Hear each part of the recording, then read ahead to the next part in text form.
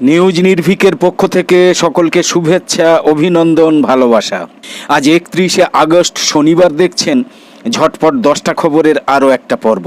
হ্যাঁ, আমাদের নতুন চ্যানেলের লিঙ্কগুলো আমরা ইউটিউবের ডেসক্রিপশান বক্সে এবং ফেসবুকের কমেন্টে দিয়ে দিচ্ছি। আমাদের নতুন channel Zakir Hossain Sheikh official YouTube চ্যানেলে সাবস্ক্রাইব এবং জাকির হোসেন শেখ অফিসিয়াল ফেসবুক পেজে লাইক আর ফলো করে অবশ্যই চ্যানেলের ভিডিওগুলো দেখুন। তাই বলে ভাববেন না যে নিউজ নির্ভীক চ্যানেল বন্ধ করে দিচ্ছি, প্রশ্নই ওঠে না। এবার খবরে ফিরি। আজ প্রথমেই রাজ্যের খবরে থাকছে, বাইকে প্রবল বিস্ফোরণে ছিন্ন ভিন্ন দেহ, এনআইএ তদন্তের দাবি করে চাঞ্চল্যকর পোস্ট শুভেন্দু অধিকারীর। নিউজ নির্ভীকের ঝটপট 10টা খবরের প্রথমেই বড় খবর ছাড়াও আঞ্চলিক, জাতীয় এবং আন্তর্জাতিক মিলিয়ে আরও গুরুত্বপূর্ণ যে খবরগুলো থাকছে সেগুলো হলো, গোরক্ষার নামে হরিয়ানায় পিটিয়ে মারা হয়েছে দক্ষিণ 24 পরগনা জেলার বাসন্তীর যুবক এক পরিযায়ী শ্রমিককে। আরজিকর কাণ্ডে কলকাতা পুলিশের দাবিতেই কি শিলমোহর? কারণ ডিএনএ টেস্টের রিপোর্টে কিন্তু সঞ্জয়ই ধর্ষক। পশ্চিমবঙ্গ ছাত্র সমাজের নেতা সায়ন লাহিড়ির মুক্তির নির্দেশকে চ্যালেঞ্জ রাজ্যের সুপ্রিম কোর্টের দ্বারস্থ নবান্ন। বর্ষায় চরম ভোগান্তি, হিমাচল প্রদেশে মৃত বেড়ে 150, ফের চোখ রাঙাচ্ছে দুর্যোগ। বাংলাদেশ ন্যাশনালিস্ট পার্টি বিএনপির মহাসচিব মির্জা ফখরুল ইসলাম আলমগীর বলেছেন, চাঁদাবাজদের সঙ্গে বিএনপির কোনো সম্পর্ক নেই। ফিলিস্তিনি জাতির প্রতি কুয়ালালামপুরের সমর্থনের কারণে মার্কিন মালয়েশিয়া সম্পর্কে টানাপোড়েনের সম্ভাবনা তৈরি হয়েছে। পশ্চিমাদের দেওয়া ইউক্রেনের F-16 যুদ্ধ বিমান ধ্বংসের পর বিমান বাহিনীর কমান্ডারকে সরিয়ে দিয়েছেন জেলেনস্কি। ব্রাজিলে নিষিদ্ধ করা হয়েছে ইলন মাস্কের সামাজিক যোগাযোগ মাধ্যম এক্সকে। রাশিয়ার পূর্বাঞ্চলে 22 জন আরোহী নিয়ে একটা হেলিকপ্টার নিখোঁজ হয়ে গিয়েছে। গাজার শহর গুঁড়িয়ে দিয়ে খান ইউনিস এবং দেইর আল বালাহাতে অভিযান শেষ করেছে ইসরায়েল। সব মিলিয়ে নিউজ নির্ভীকের ঝটপট 10টা খবরের আজকের পর্বে দেখে নিন এমনই সব গুরুত্বপূর্ণ কম বেশি 10টা খবর। বাইকে প্রবল বিস্ফোরণে ছিন্ন ভিন্ন দেহ, এনআইএ তদন্তের দাবি করে চাঞ্চল্যকর পোস্ট শুভেন্দু অধিকারীর।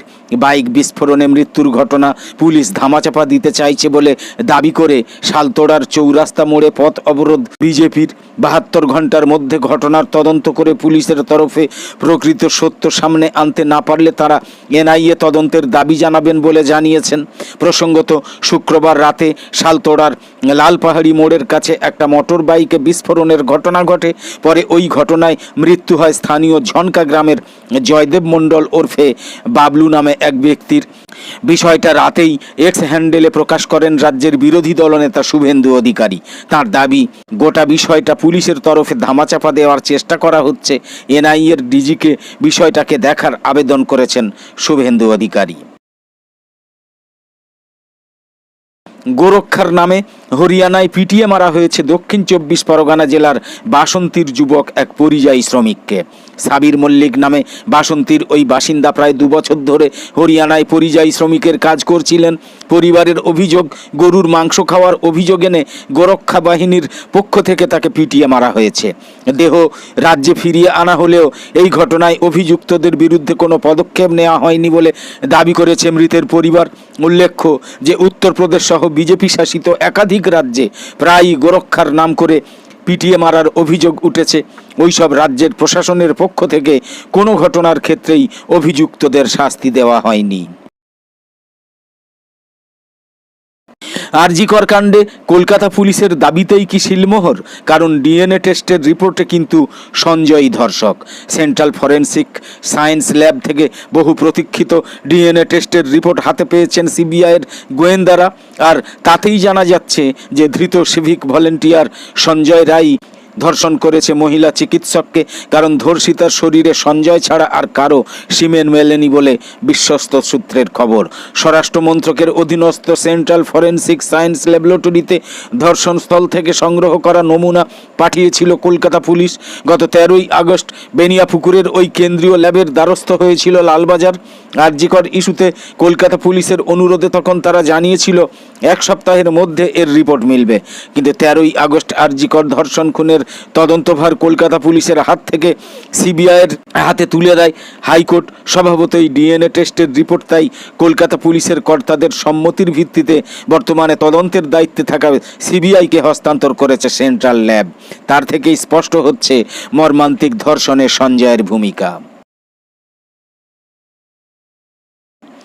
পশ্চিমবঙ্গ ছাত্র সমাজের নেতা সায়ন লাহিড়ীর মুক্তির নির্দেশকে চ্যালেঞ্জ রাজ্যের। সুপ্রিম কোর্টের দ্বারস্থ নবান্ন। পশ্চিমবঙ্গ ছাত্র সমাজের নবান্ন অভিযানে গোলমালের অভিযোগে গ্রেপ্তার সংগঠনের অন্যতম আহ্বায়ক সায়ন লাহিড়ীকে ছেড়ে দেওয়ার নির্দেশ দিয়েছিল কলকাতা হাইকোর্ট।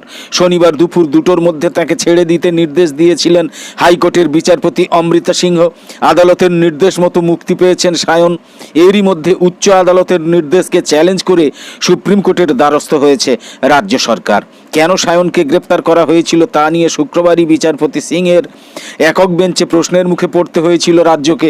রাজ্যের তরফে আদালতে জানানো হয়েছিল নবান্ন অভিযান কর্মসূচির ডাক দিয়েছিলেন সায়ন। ওই কর্মসূচিতে পুলিশের কোনো অনুমতি ছিল না। এর পরেও জমায়েত হয়েছে, মিছিলও হয়েছে। বিচারপতি সিংহের এজলাসে রাজ্যের যুক্তি ছিল ওই কর্মসূচি কোনোভাবেই শান্তিপূর্ণ ছিল না। সায়নের গ্রেপ্তারির পক্ষের যুক্তি সাজাতে প্রভাবশালী তত্ত্ব সংযোজনের চেষ্টা করেছিলেন রাজ্যের আইনজীবী। তবে বিচারপতি সিংহের প্রশ্ন ছিল সায়ন কোনো রাজনৈতিক সংগঠনের সঙ্গে যুক্ত ছিল কিনা। জবাবে রাজ্য জানিয়েছিল তিনি ছাত্রনেতা। কথা শুনে বিচারপতি ফের প্রশ্ন করেন এই ক্ষেত্রে সায়নকে কিভাবে প্রভাবশালী বলা হচ্ছে। বিচারপতি মন্তব্য করেছিলেন ওই ছাত্রনেতাকে কিভাবে এত প্রভাবশালী বলা হচ্ছে? তিনি কি এতই জনপ্রিয় যে ডাক দিলেন আর হাজার হাজার লোক জড়ো হয়ে গেল? তার কি অতীত রয়েছে? সায়ন কি সক্রিয় রাজনীতিতে রয়েছেন? পর্যবেক্ষণে আদালত এও জানিয়েছিল সায়ন কোনো প্রভাবশালী নন। নবান্ন অভিযানে গোলমালের ঘটনায় গ্রেপ্তারির আগে সায়নের বিরুদ্ধে কোনো অভিযোগ নেই, সে কথাও উঠে এসেছিল আদালতের পর্যবেক্ষণে। তবে রাজ্যের যুক্তি ছিল সায়ন প্ররোচনামূলক বক্তব্য রেখেছিলেন। বিচারপতি সিংহের নির্দেশ শনিবার দুপুর 2টোর মধ্যে সায়নকে ছেড়ে দিতে হবে। আদালতের নির্দেশ ছাড়া তার বিরুদ্ধে কোনো কড়া পদক্ষেপ করা যাবে না। সেই নির্দেশকে চ্যালেঞ্জ করে এবার সুপ্রিম কোর্টের দ্বারস্থ হয়েছে রাজ্য সরকার। বর্ষায় চরম ভোগান্তি হিমাচল প্রদেশে, মৃত বেড়ে 150। ফের চোখ রাঙাচ্ছে দুর্যোগ। বর্ষার বৃষ্টিতে ছারখার হিমাচল প্রদেশ। এক নাগাড়ে বৃষ্টিতে কোথাও হড়পাবান, কোথাও ভূমিধস, কোথাও বন্যা, কোথাও আবার ভেঙে পড়েছে বাড়ি। চলতি বছরেও বর্ষার বৃষ্টিজনিত কারণে হিমাচল প্রদেশে মৃত্যুর মিছিল। 27 জুন থেকে আগস্টের শেষ পর্যন্ত প্রাণ হারিয়েছেন কমপক্ষে 150 জন বাসিন্দা। আহত বহু। জলের তোড়ে ভেসে ধসে চাপা পড়েই অধিকাংশের মৃত্যু হয়েছে। হিমাচল প্রদেশ সরকারের তরফে ঘোষণা করা হয়েছে জুন মাস থেকে আগস্টের শেষ পর্যন্ত গোটা রাজ্য ব্যাপক ক্ষতিগ্রস্ত হয়েছে। মোট ক্ষয়ক্ষতির পরিমাণ 1265 কোটি টাকা।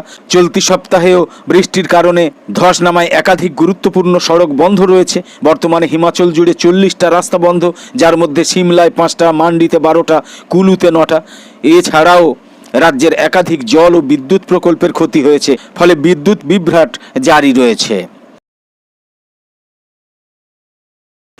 বাংলাদেশ ন্যাশনালিস্ট পার্টি বিএনপির মহাসচিব মির্জা ফখরুল ইসলাম আলমগীর বলেছেন চাঁদাবাজদের সঙ্গে বিএনপির কোনো সম্পর্ক নেই।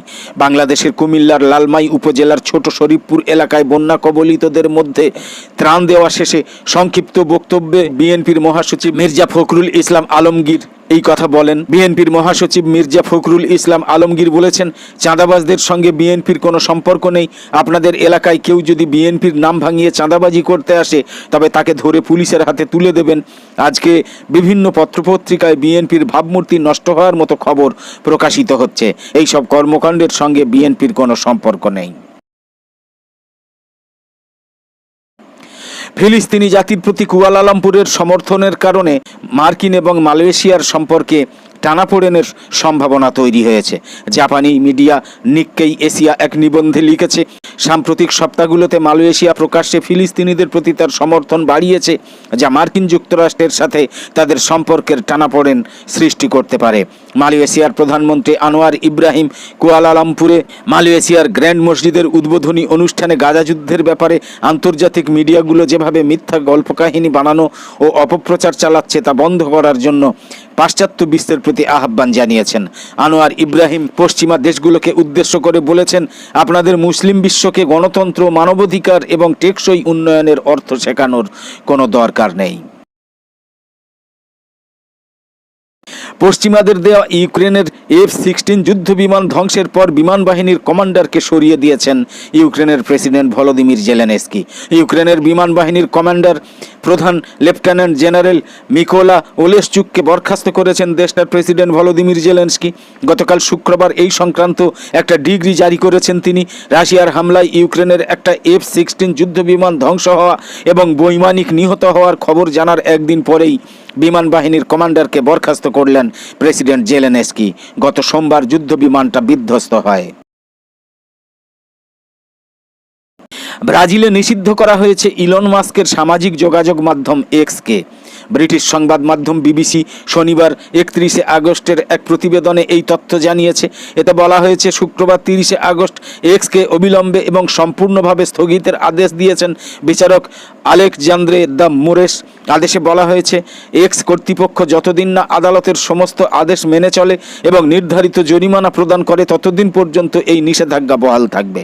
চলতি বছরের এপ্রিলে বিচারক আলেকজান্দ্রে দ্য মোরেস ভুয়া তথ্য ছড়ানোর দায়ে একাধিক এক্স অ্যাকাউন্ট বন্ধের নির্দেশ দিয়েছিলেন। তখন থেকেই ব্রাজিলে এক্স নিয়ে বিতর্ক শুরু হয়।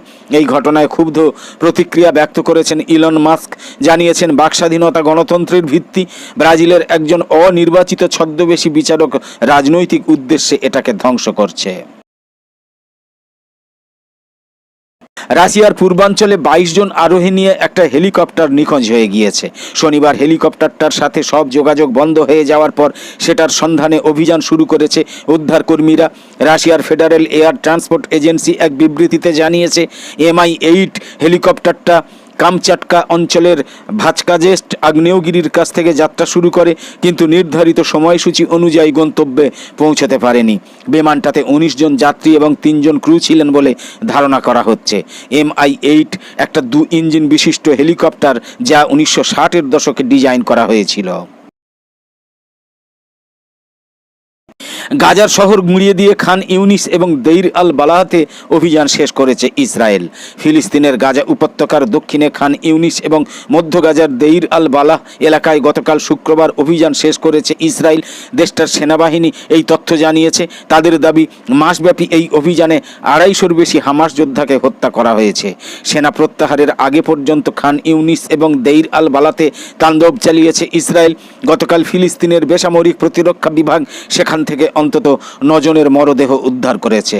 ইসরায়েলি সামরিক বাহিনী বলেছে, অভিযানে ফিলিস্তিনের স্বাধীনতাকামী সংগঠন হামাসের 6 কিলোমিটার দীর্ঘ সুড়ঙ্গ পথ ধ্বংস করা হয়েছে। উদ্ধার করা হয়েছে 6 ইসরায়েলি জিম্মির মরদেহ। ইসরায়েলি বাহিনীর এক মুখপাত্র গতকাল সামাজিক যোগাযোগ মাধ্যমে ঘোষণা করেছিলেন যে দক্ষিণ গাজা থেকে যেসব ফিলিস্তিনিকে শহর ছাড়তে বলা হয়েছিল তারা এখন ফিরতে পারবেন। এর মধ্য দিয়ে খান ইউনিস এবং দেইর আল বালা আবারও যেন নিরাপদ মানবিক অঞ্চলে পরিণত হয়েছে। একদম শেষে বলি, ব্যতিক্রমী খবরাখবর সহ সব ধরনের ভিডিও এবং লাইভ সম্প্রচার দেখার জন্য অবশ্যই নিউজ নির্ভীকের সঙ্গে থাকুন, নিউজ নির্ভীকে চোখ রাখুন। তো আপাতত শেষ করছি, পরের পর্বে আবার দেখা হবে।